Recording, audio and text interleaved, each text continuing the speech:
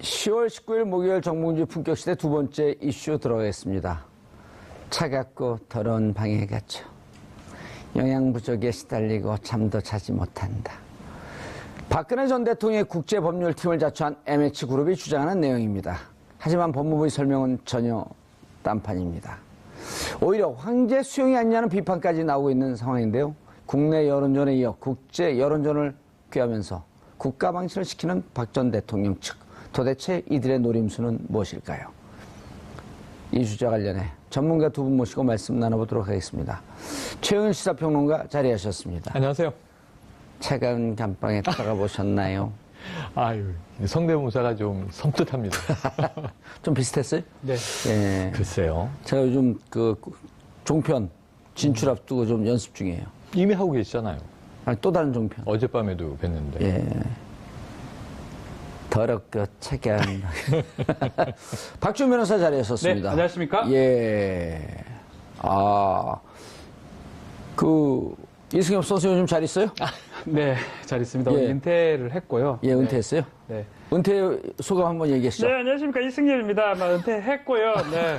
사회에서 크게 생활하겠습니다. 네. 그 집에서 연습하나요? 아니죠. 대구 사람들 말투가 대부분 이승엽 선수 흉내를 낼 수가 있습니다. 제가 대구 사투리를 좀 쓰다 보니까 억양이 좀 그래서 그런 것 같습니다. 그렇군요. 네. 그래도 똑같잖아요? 거의 똑같고요. 오늘 예. 두 분께서 이렇게 성대모사 배틀하시는 것 같습니다. 네. 아니, 그리고 이렇게 아주 진지한 토론 중에서 네.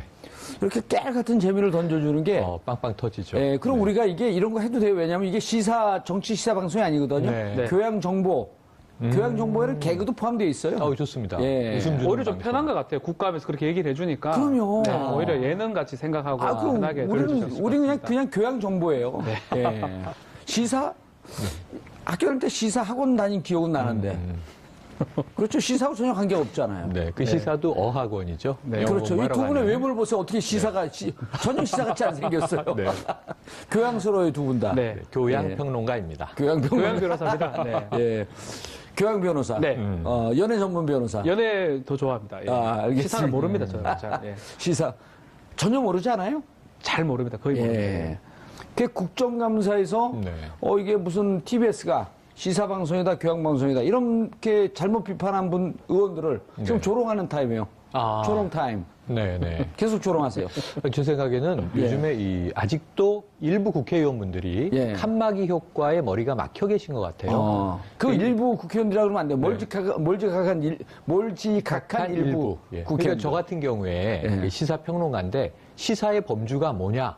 시사랑 정치랑 분리 불가분입니다. 예. 시사와 경제, 민생 분리 불가분이에요. 시사와 개그 예. 분리 불가분. 그러니까 시사라는 게 하루에 실검에 올라오는 주요한 컨커런트 이슈. 흘러가는 이슈들이 시사거든요. 예. 근데 그 이슈에는 연예인 이름도 올라오고 부산국제영화제도 올라오고 정치인도 올라오고 예. 국감도 올라오고 뭐 경제도 올라와요. 예. 그럼 그걸 다 뉴스 해설을 해주는 역할이에요. 제가 무슨 뭐 박사학위를 5개 갖고 있는 게 아니라. 예. 그런데 융복합 시대에 시사는 이런 자만하여야 한다. 정치는 저런 자만하여야 한다. 국민 정치 시대. 그 얘기 들으셨어요? 네. 아니, 이제 우리가 이렇게 국정감사를 지금 말은 조롱한다지만 개그 치는 거거든요. 네.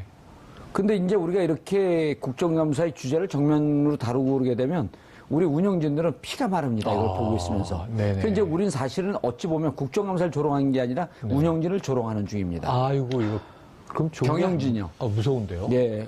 그래요? 네. 잘릴까봐요? 아니요. 그건 잘려봐야 뭐 제가 그렇죠. 얼마나 한다고. 다른 방송이 차고도 넘치는데. 그렇진 않습니다. 자. TBS 중요하죠. 장재원 의원이 편파 네. 방송이다. 이렇게 얘기를 했어요. 네네. 그러니까 표창원 의원이 무슨 얘기냐. 당신하고 나하고 TBS, TV 정봉주의 품격시대 같이 나가지 않았냐. 네. 당신 발언 시간이 훨씬 더 많았다. 네.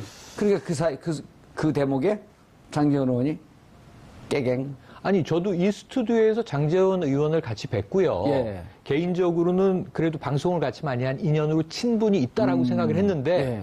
사실은 오늘 뭐 그 발언 나오기 전에 이미 어제 좀 크게 실망했습니다. 실망하지 마세요. 왜냐하면 그분이 이 대학에 예. 꽤 직위가 있는 역할을 하셨던 분이거든요. 그러니까 지식계에 계셨던 분이에요. 국회의원이 아니더라도. 그런데 제가 깜짝 놀란 건 사회적 경제와 사회주의 경제를 구분을 못 하세요. 그럼 나머지 발언들을 안 어떻게 하고 싶었던 거 아닐까요?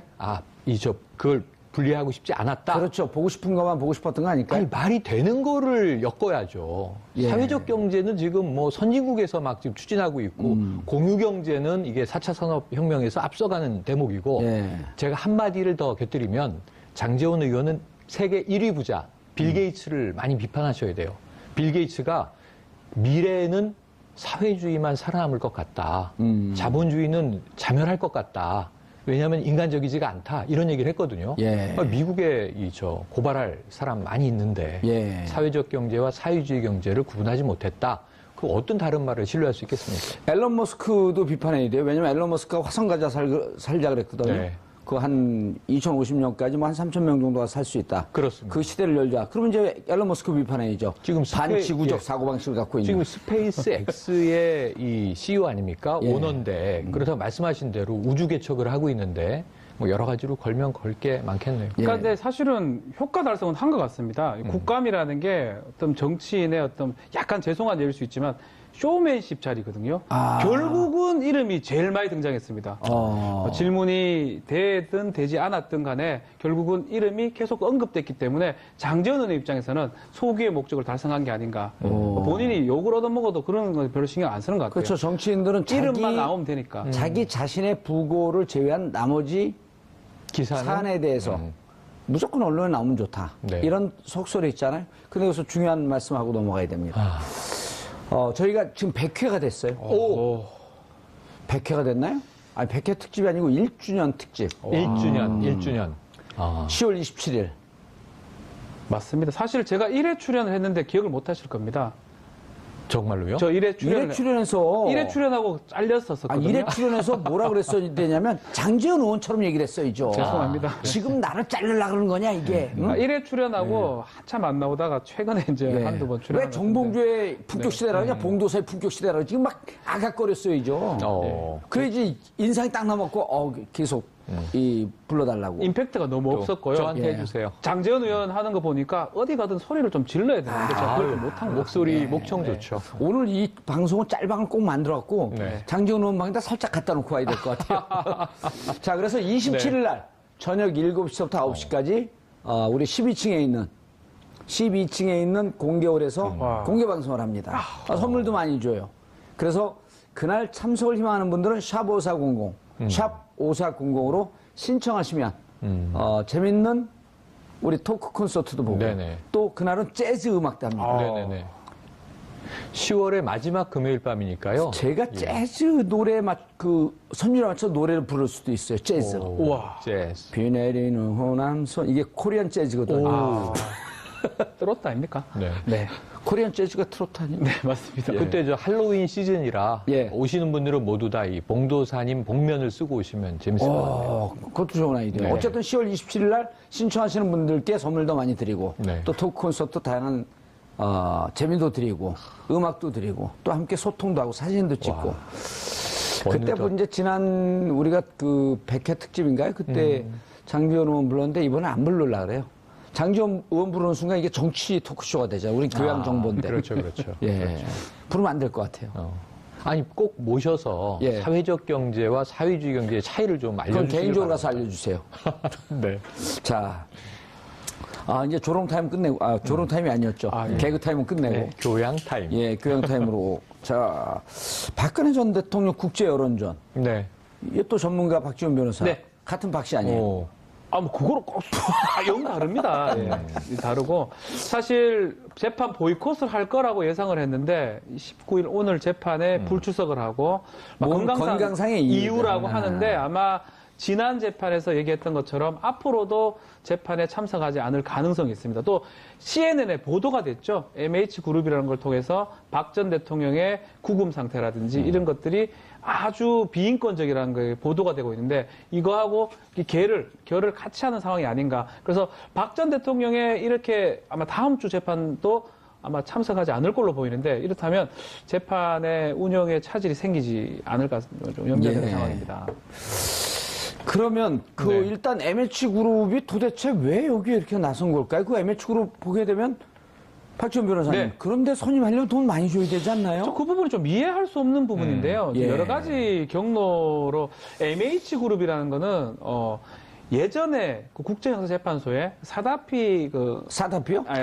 가다피 아들에 네. 대한 재판을 해서 가다피 아들이 사다피예요? 예, 아닙니다. 죄송합니다. 가다피 둘째 아들에 대한 재판을 해서 예. 성과가 있긴 한 그런 그룹이긴 합니다. 국제적으로 인권을 다투는 그룹이긴 한데 이 국제적 그룹이고 또 담당 변호사는 영국 왕실 자격증을 가지고 있는 사람인데요. 이 사람을 이렇게 쉽게 고용하기가 어렵거든요. 또 이 사람들이 이 변호사 그룹은 국제그룹도 마찬가지고 우리 국내도 마찬가지고 어떤 수임을 하지 않고 이렇게 활동하는 경우는 거의 드물다고 봐야 됩니다. 공익적 활동을 한다는 거는 국제팀에서 하기는 좀 어렵거든요. 그렇다고 봤을 때는 박 전 대통령 측이 아니면 박 전 대통령의 지지자 측에서 돈을 주고 수임했을 가능성을 배제할 수가 지금 없습니다.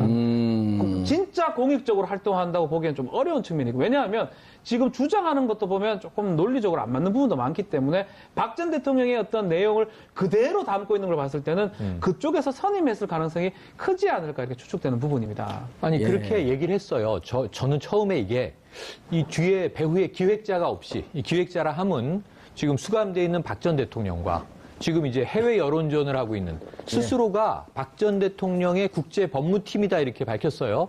이쪽과 중간에 연결하는 사람이 없이 뭐 텔레파시로 서울구치소와 해외가 교감할 수 없지 않습니까? 그렇죠. 이건 이제 정보를 주는 사람, 세력이 있는 것인데 이 기획자가 누구인가 궁금했는데 오늘 오전에 아까 보니까 뭐 정편에서는 김평우 변호사 아니냐, 뭐 미국에 나가 있지 않느냐 이런 추정들도 하던데 지금 사실은 인물은 밝혀지지 않았지만 이 MH그룹 쪽의 변호사가 국내 매체와 통화를 하면서 의뢰인이 있다, 클라이언트가 있다 이렇게 밝혔어요. 다만 그 신원을 내가 노출할 수 없다. 왜냐하면 그 사람들이 신변의 불안을 느낄 수 있기 때문에 그러면서 굉장히 지금 대한민국의 어떤 국정과 사회 분위기가 아주 불안한 것으로 묘사를 하고 있는데요. 예. 누구라고 밝혔냐면 박 전 대통령의 지지 세력과 그리고 아주 가까운 측근의 일부 사람들이다. 이렇게 밝혔어요. 뭐 의뢰인이 복잡하게 있는 얘기를 거죠. 해요. 의뢰인. 예. 너무 복잡하게 얘기를 해요. 싸지 않습니다. 저 사람들이.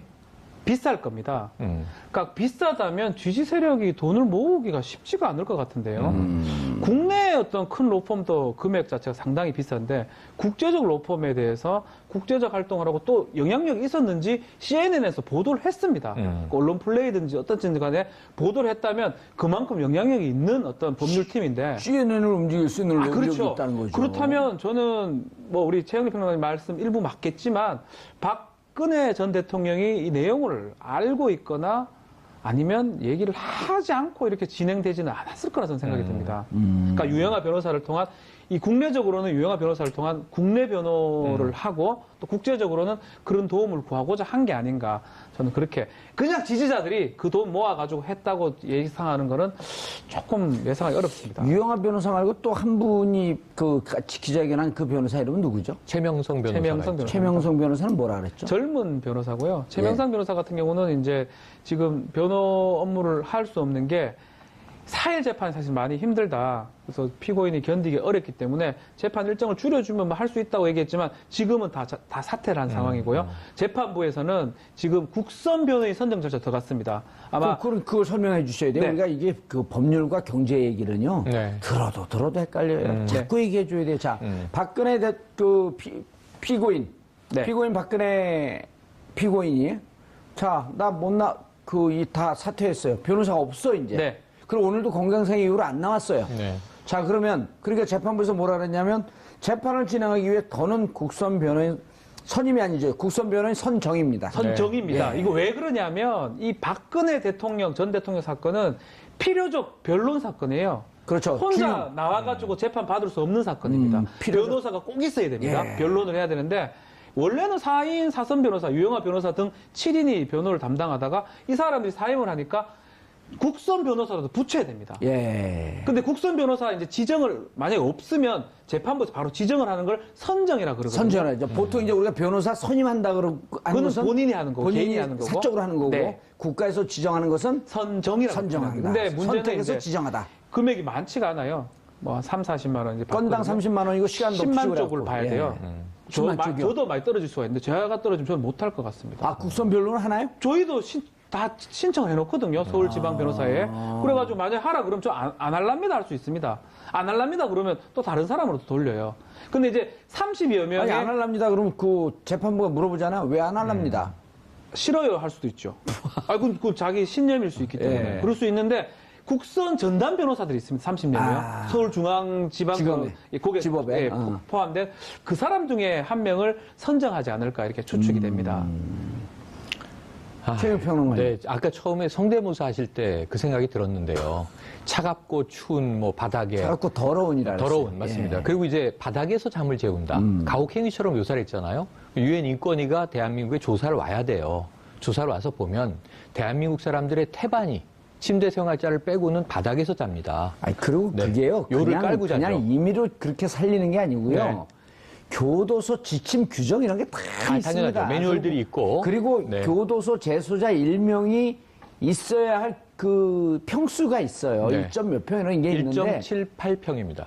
그거 다 네. 위배하고 있는 거예요. 그거보다 지금 4배 더 넓은 면적을 주고 있죠. 왜 그러냐면 전직 대통령 예우에 관한 특별법인지 그것 때문에 네. 예우를 하고 있는 거예요. 그렇죠. 그리고 요시 차리거든요. 예의 주셔야 돼요. 혹시 이것이 사회적 문제와 분란의 요소가 될 수 있기 때문에 교도소장의 재량으로 평수를 좀 늘릴 수 있는 거죠. 네. 그렇죠. 이거 다 규정에 근거해서 하는 겁니다. 아니, 그런데 말이죠. 이건 예. 돈을 받고 의뢰가 된 정황으로 지금 추정이 되니까 예. 박 전 대통령을 콕 집어서 아. 지금 인권 탄압을 받고 있다라고 유엔 인권위 제소를 하면서 세계 언론을 향해서 떠들고 있는 거 아닙니까? 예. 근데 그렇다고 보면 지금 그 이전에 이 수감 생활의 인권 상황은 누가 지적한 적이 있나요? 최근 들어서? 예를 들어 박 전 대통령만 이제 불구속 수사해야 된다 그러면 저는 이게 우리나라 법치가 막 흔들리게 되는데 이석기 전 의원도 풀어줘야 되잖아요. 또 예를 들면 한상균 지금 민주노총 위원장 풀어줘야 7년 되잖아요. 받았잖아요. 네. 7년 받고 9년 받고 뭐 지금 강연에서 9년 받고 시위해서 7년 받고 이랬는데 국가를 지금 다 농단해서 이 시스템을 다 붕괴시켜 놓고 형은 안 떨어졌지만 구속 재판을 받고 있는데 오늘 주장은 이거예요.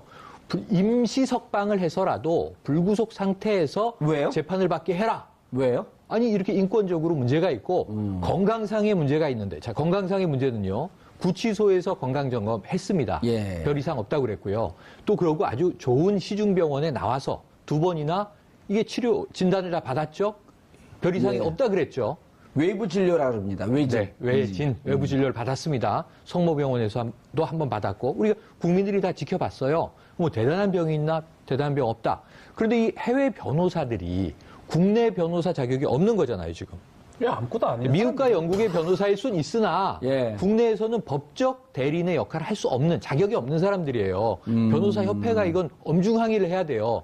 국내 재판에 지금 개입을 하고 있잖아요. 그런데 그게 건강이 안 좋으니 석방해서 재판에 임하도록 하라. 그러면서 뭐라고 지금 CNN에 나왔냐면 로드니 딕슨 변호사가 자 하부 요통이 있고 그다음에 이 관절염이 있고 그다음에 이제 어떤 이 영양실조도 언급을 했습니다. 영양실조도 있고 증상이. 하더니 딕슨요? 로드니 딕슨. 로드니 딕슨이라고 하는 사람이 변호사입니다. 예. 예, 변호사인데요. 이분 지금 어느 나라에 있어요? 영국에 있죠. 영국에 있어요. 대한민국 들어온 순간요. 체포됩니다. 왜 그런지 아세요? 변호사 아닌 사람이 대한민국 피고인의 변호사인 양 네. 하는 순간 변호사법 위반이에요. 아, 변호사법 위반이다. 맞습니까? 예. 그러니까 저희 변호사 협회에서도 사실은 국제 변호사라는 용어를 쓰질 않습니다. 그럼요. 유역주 변호사 이 사람 같으면 영국계 출신 변호사가 예. 되는데 본인이 국제 변호사에서 변론 활동을 하게 되면 우리 현행 변호사법 위반이 될 수 있기 때문에 뭐 체포를 바로 할지 안 할지는 모르지만 우리 정봉주 의원님 말씀하신 것처럼 충분히 위법에 소지가 예를 들어 최영일 평론가께서 최영일 교양평론가께서요. 네네. 누구를 만나갖고 지금 뭐 감옥 가는데 내가 이거 봉도서 잘하는데 교도소 문제 최고의 전문가입니다. 당신이 한 1년 6개월쯤 나올 것 같아요. 제가 그 얘기를 들어보니까. 그럼 한 1년으로 줄이고 6개월 정도로 줄이고 충분히 내가 할 수 있는데 자 일단 뭐 밥 먹으면서 얘기합시다. 그리고 그쪽에서 밥을 사요. 변호사법 위반 구속. 그렇죠. 구속까지는 모르겠지만 하여튼 변호사 위반은 맞는 것 저런 분들은 구속시켜야 돼요. 그렇죠. 그렇게 되겠죠. 일단 수염 때문에 구속될 것 같습니다. 네. 그래서 변호사가 아닌 사람이 네. 법률 상담을 하고 금품이나 이런 등등에 받게 되면 이건 변호사법 위반이에요. 이런 변호사법 위반으로 들어온 사람들이 1년에 수만 명이에요. 맞습니다. 자, 지금 그 상황에서 보면 이 로드니 딕슨이란 이 변호사, 예. 해외 변호사, 이 궁금해지는데 예. 지금 벌써 여러 가지 정황이 나오고 있어요. 아까 박지훈 변호사가 얘기한 것이 무함마드 카다피, 이게 리비아의 독재자였죠. 민중 봉기 과정에서 이 사람은 사망을 했습니다. 근데 그 아들이 이제 사이프 가다피예요. 사이프 가다피를 풀어주게 하는데 기여를 했다. 이건 자기네 홈페이지에 MH그룹이 올리고 있습니다. 근데 이 로드니 딕슨의 다른 또 이력이 오늘 하나 나왔어요. 예. 케냐 정부가 국민들을 폭력으로 이제 제압을 한 상황이 있었는데 거기서 이제 케냐 정부를 비호하는 변론을 또 했었다는 거예요. 지금 어찌 보면 제가 보기에는 독재 정권 내지는 독재자 일가의 전담 변호사일 가능성이 독재자의 높습니다. 인권을 주로 다루는 분이네요. 네. 근데 사실 이렇게 그렇게 유명한 그룹, 뭐 그룹이라는 표현도 좀 그렇고 굉장히 못 들어본 예. 그룹이죠. 아주 생소한 그런 건데 이제 했던 이력이나 이런 걸 봤을 때는 그래도 뭐 성과 아닌 성과가 났던 어떤 법률 국제팀이 아닌가. 막 그렇지만 저 행동 자체가 우리 현행법 위반으로 보기는 어렵습니다. 왜냐하면 유엔에 지금 제소하거나 유엔 인권위원회에 문제 제기하는 부분이거든요. 만약에 우리 지금 얘기하는 것처럼 국내에 와서 뭐 그런 활동을 해버린다면 예. 이제 현행법 위반이 되지만 지금 행동 갖고 이제 뭐 위반이라고 보기엔 좀 어려워요. 그래서 인천공항에 들어오는 순간 이거 맞습니다. 체포될 수 있다고요. 그렇습니다. 예. 인천공항 들어와서도 가만히 입 다물고 있으면 됩니다. 근데 여기서 마치 변론에 개입하거나 박근혜 전 대통령의 사건에 개입하면서 변호인 양 행동하는 순간에요. 저건 즉각 체포돼서 추방입니다. 그런데 제가 보기에는 이게 또 놀란 게 CNN에 갑자기 예. 갑툭 튀인 줄 알았어요. 갑자기 툭 튀어나온 MH그룹이 뭐지? 왜 해외에서 저러고 있지? 최근에 뭔가 이 박 대통령 구속이 연장되니까 위기감을 느껴서 액션에 들어갔나 그랬는데 의외로 이게 치밀한 시나리오의 일환이에요. 8월 15일부터 활동을 시작한 것으로 지금 최소한 보여지니까 2달 이상 작업을 했다.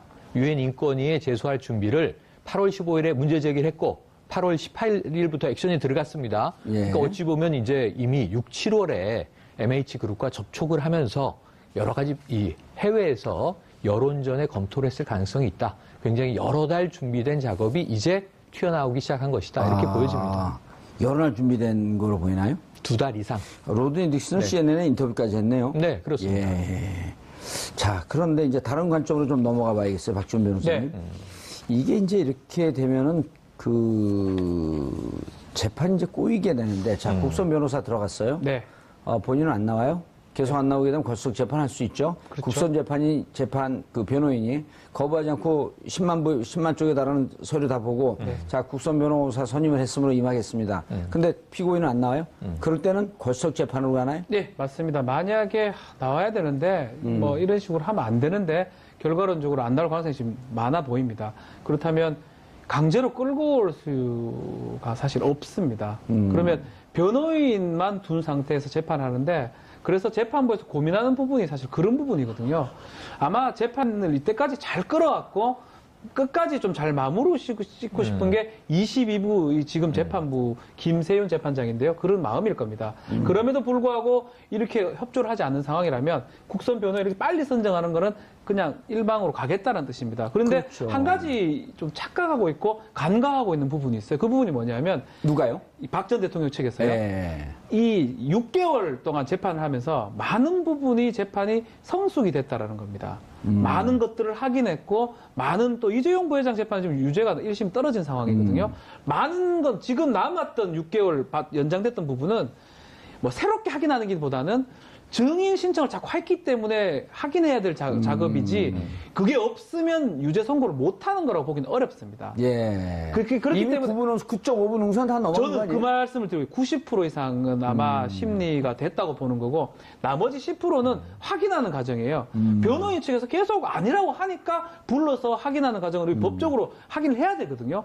그 과정이기 때문에 조금 오해를 하고 있고 오판하고 있는 게 아닌가. 그게 안 나온다 하더라도 심리는 계속될 수 있고 선고를 할 수 있는 상황이기 때문에 뭐 재판을 거부한다 하더라도 그대로 진행될 가능성도 있다라고 저는 생각이 듭니다. 예, 최영 평론가님. 네. 그러면은 지금 이제 안 나오고 있단 말이에요. 안 네. 나오고 있으니까 국선 변호사 선정을 했고 계속한다면 걸석 재판을 하는데 네.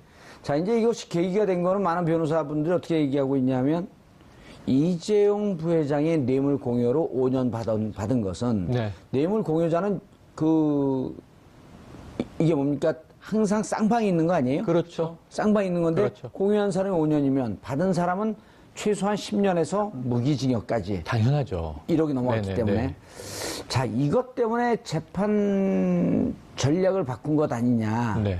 아니냐. 그런데 이제 이게 또 제가 이제 또 정확하게 이게 그 팩트 체크를 들어봤더니 구속영장 연장이 아니라 구속영장을 추가로 발부한 거고 네.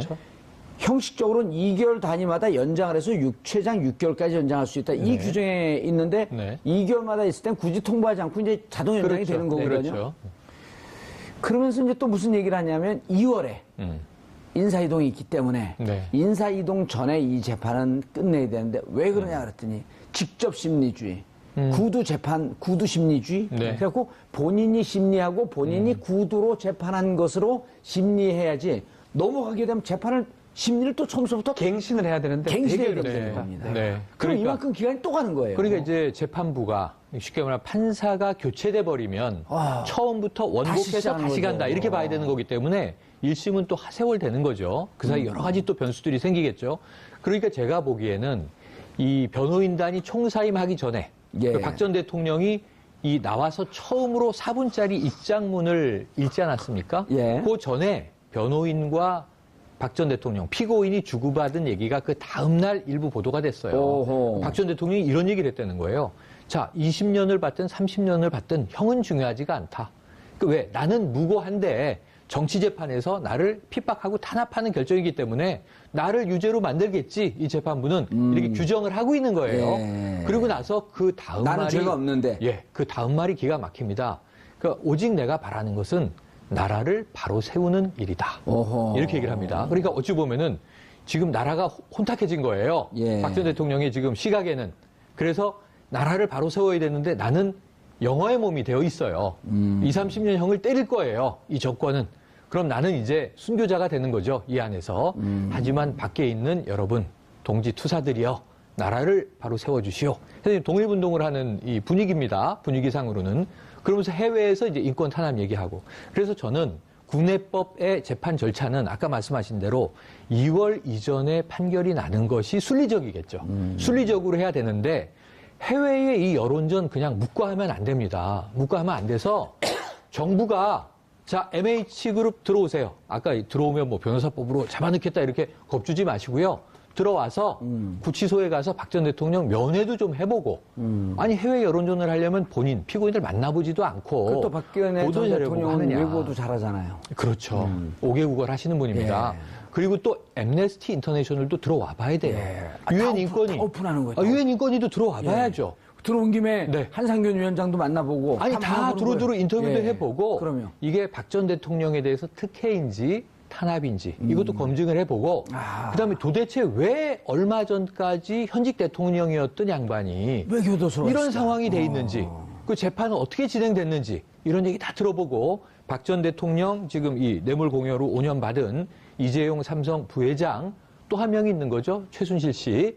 이 세 명이 어떤 일로 국정농단의 실체는 무엇인지 좀 CNN에서도 다뤄주고 유엔에서도 언급해주고 이 국제인권단체에서도 이야기해주고 할 필요가 있어 보여서 MH그룹의 이번 이 문제 제기를 기회로 좀 이 국제적으로 같이 한번 크로스 체크를 해봅시다. 검증해 봅시다. 이런 열풍이 일어나기를 기대해 봅니다. 그것을 좋은 아이디어예요. 네. 다 오픈하고 공개하고 우리가 감출 이유가 없지 않습니까? 예 모든 게 이제 투명성의 원칙이니까요. 그럼요. 다 공개하고 그리고 들어와서 직접 봐라. 우리가 특별히 온 국민들에게 공개하기 위해서 기회를 다 주겠다. 그렇죠. 그리고 들어와서 보고 과연 다른 재수자하고 어떤지 상황 비교도 좀 해보고 이렇게 하면서 정말 인권 탄압이 있는지. 네. 예, 영국의 교도사하고는 좀 다를 수밖에 없습니다. 아니, 미국의 침대형 교도사하고 많이 못하죠. 다르고, 아니 그건 모르죠. 영국의 또 어디 지방 교도소보다 나을 수도 있을지. 그렇죠. 그러나 박근혜 전 대통령이 있는 조 박만은요 거의 국제적인 수준이에요. 그렇죠. 맞습니다. 예, 제가 다른 나라 교도소는 안 살아봤지만 느낌상으로 저 정도는 그 OECD 국가에서도 네. 중상은데요. 그렇죠. 지금 노회찬 의원이 오늘 국감장에서 했던 그 내용은 좀 의미가 있을 것 같습니다. 누웠죠. 본인도 좀 있어 보다 보니까 그 위치라든지 그 크기를 압니다. 신문지 2개 딱 깔아서 이제 누우면서 이 정도 독방 생활인데 6명, 7명이 쓰는 방에 개조를 해서 쓰고 있기 때문에 이거는 뭐 인권 침해가 아니고 특혜다라고 얘기를 했고요. 이게 사실은 북유럽하고 이렇게 비교할 건 아닌 것 같아요. 북유럽에 막 시설 좋은 데도 있지만 이런 어떤 구금 시설은 그 나라를 기준으로 보는 거예요. 근데 만약 고문을 한다 이러면 달라질 수가 있죠. 고문을 한다면 유엔이나 인권위에서 올 수가 있고 공고를 할 수 있는 상황이지만 고문을 하지 않고 이 나라의 실정에 맞게 구치소를 운영하고 있고 실제로 박 전 대통령은 오히려 더 좋게 또 편안하게 있는데 그렇다면 특혜라고 볼 가능성이 있기 때문에 저도 사실 말씀하신 것처럼 와가 좀 봤으면 싶어요.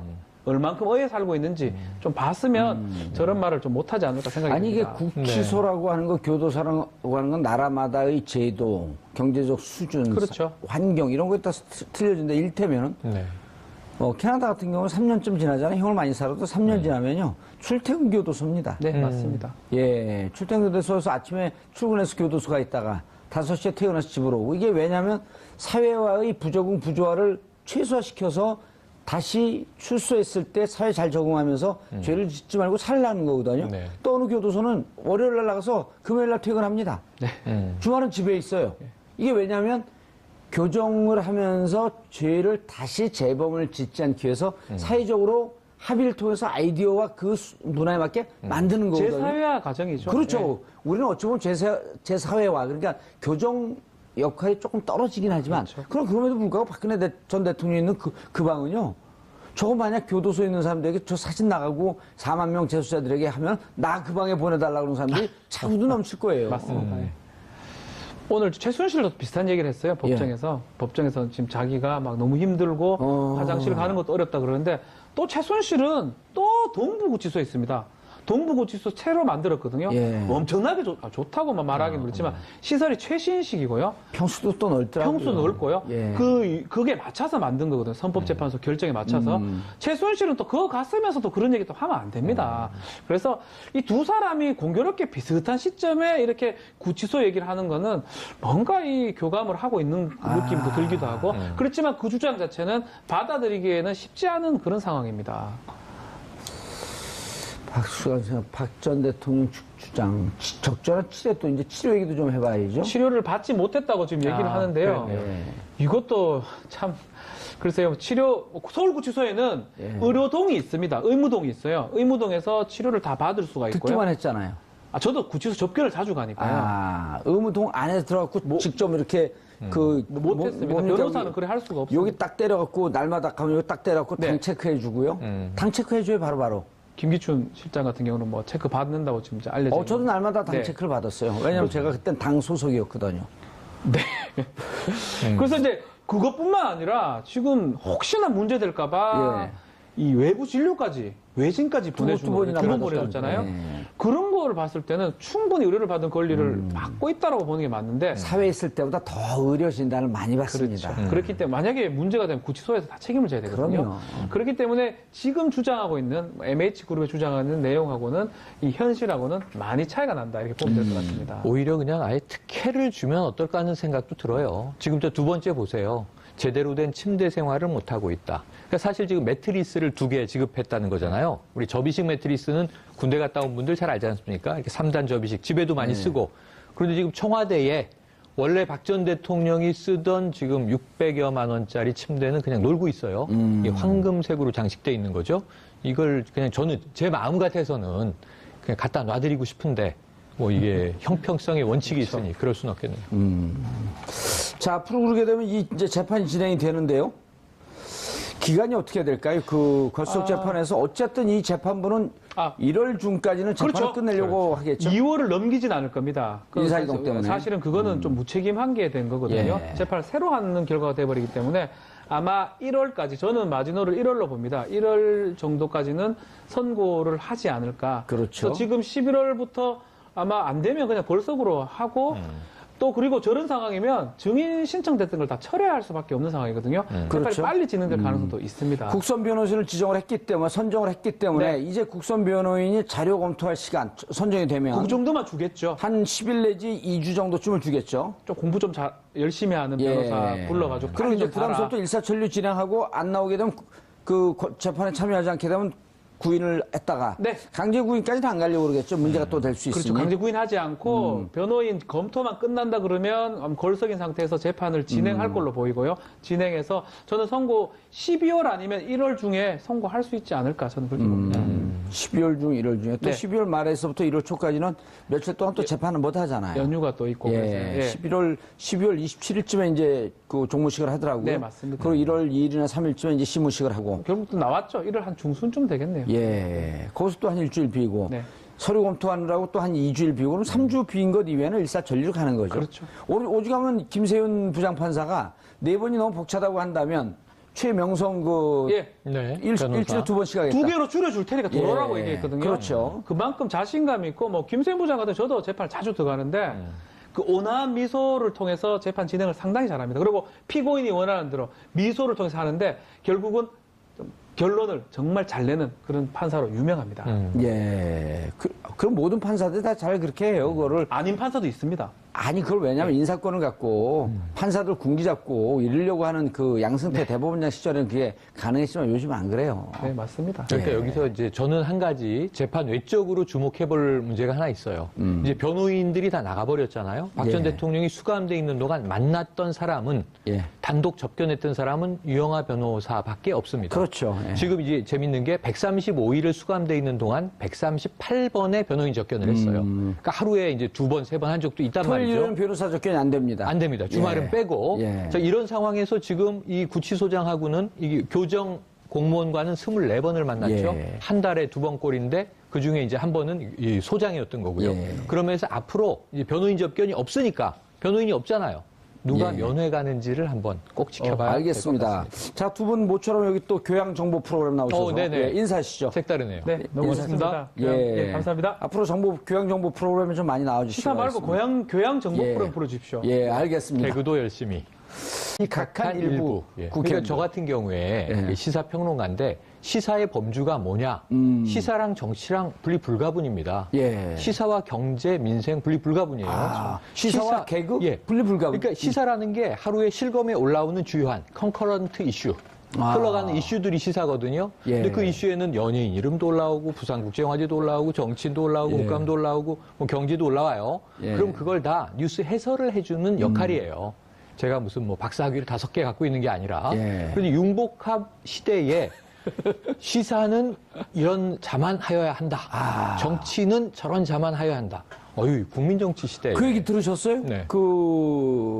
아니, 이제 우리가 이렇게 국정감사를 지금 말은 조롱한다지만 개그 치는 거거든요. 네.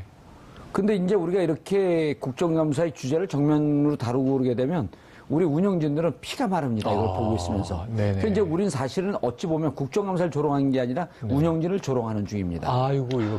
그럼 경영진이요. 무서운데요? 예. 그래요? 네. 잘릴까봐요? 아니요. 그건, 잘려봐야 뭐 제가. 그렇죠. 얼마나 한다고. 다른 방송이 차고도 넘치는데. 아유, 그렇진 않습니다. 자. TBS 중요하죠. 장재원 의원이 편파 네. 방송이다.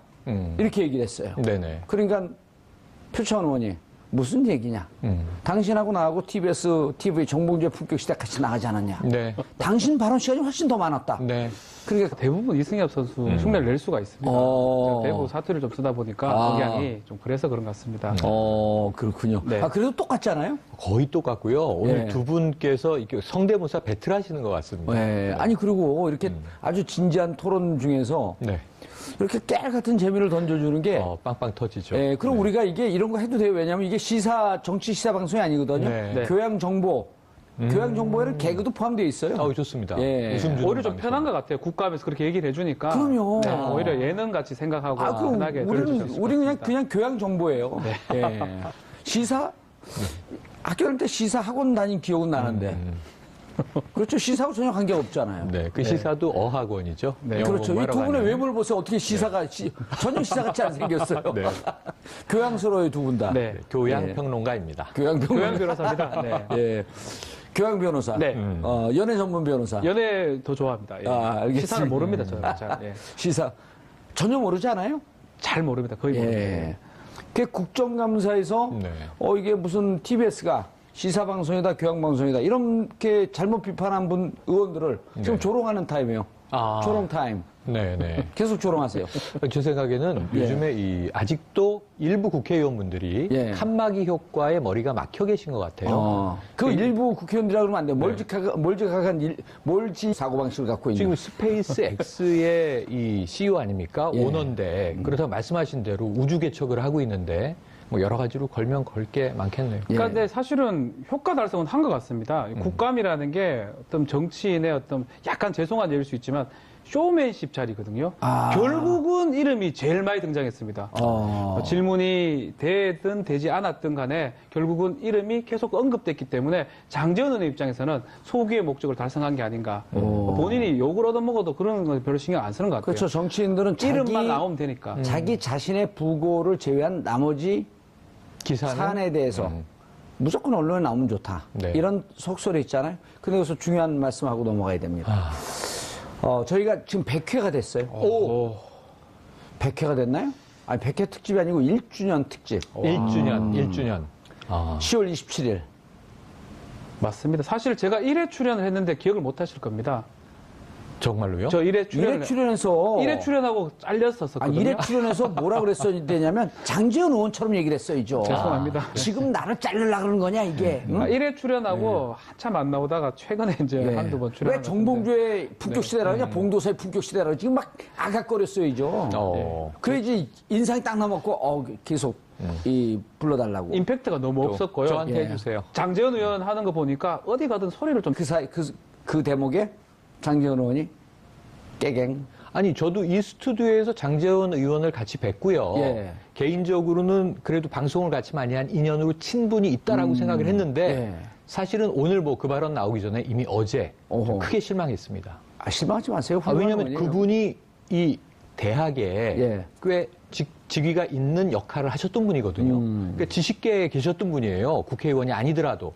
그런데 제가 깜짝 놀란 건 사회적 경제와 사회주의 경제를 구분을 못 하세요. 그럼 나머지 발언들을 안 어떻게 하고 싶었던 거 칠래요? 아닐까요?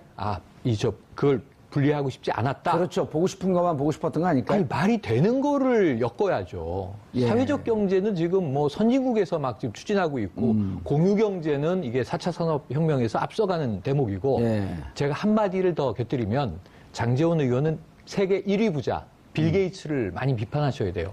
빌 게이츠가 미래에는 사회주의만 살아남을 것 같다. 자본주의는 자멸할 것 같다. 왜냐하면 인간적이지가 않다. 이런 얘기를 했거든요. 예. 미국에 고발할 사람 많이 있는데 예. 사회적 경제와 사회주의 경제를 구분하지 못했다. 그 어떤 다른 말을 신뢰할 수 있겠습니까? 앨런 머스크도 비판해야 돼요. 왜냐면 앨런 머스크가 화성 가자 살자 그랬거든요. 네. 그 한 2050년까지 뭐 한 3천 명 정도가 살 수 있다. 그렇습니다. 그 시대를 열자. 그러면 이제 앨런 머스크 비판해야죠. 지금 반지구적. 10월 19일 목요일 정봉주 품격 시대 두 번째 이슈 들어가겠습니다. 차갑고 더러운 방에 갇혀 영양 부족에 시달리고 잠도 자지 못한다. 박근혜 전 대통령의 국제법률팀을 자처한 MH그룹이 주장하는 내용입니다. 하지만 법무부의 설명은 전혀 딴판입니다. 오히려 황제 수용이 아니냐는 비판까지 나오고 있는 상황인데요. 국내 여론전에 이어 국제 여론전을 꾀하면서 국가 방치를 시키는 박 전 대통령 측. 도대체 이들의 노림수는 무엇일까요? 이 주제와 관련해 전문가 두 분 모시고 말씀 나눠보도록 하겠습니다. 최영일 시사평론가 자리하셨습니다. 안녕하세요.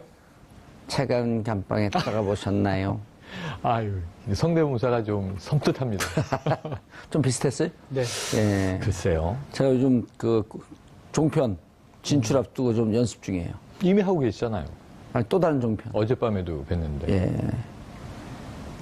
더럽고 차가운. 박준 변호사 자리하셨습니다. 네, 안녕하십니까? 예. 이승엽 선수 요즘 잘 있어요? 네, 잘 있습니다. 예. 오늘 은퇴를 했고요. 예, 은퇴했어요? 네. 은퇴 소감 한번 얘기하시죠. 네, 안녕하십니까. 이승엽입니다. 은퇴했고요. 네. 사회에서 크게 생활하겠습니다. 네. 그 집에서 연습하나요? 아니죠. 대구 사람들 말투가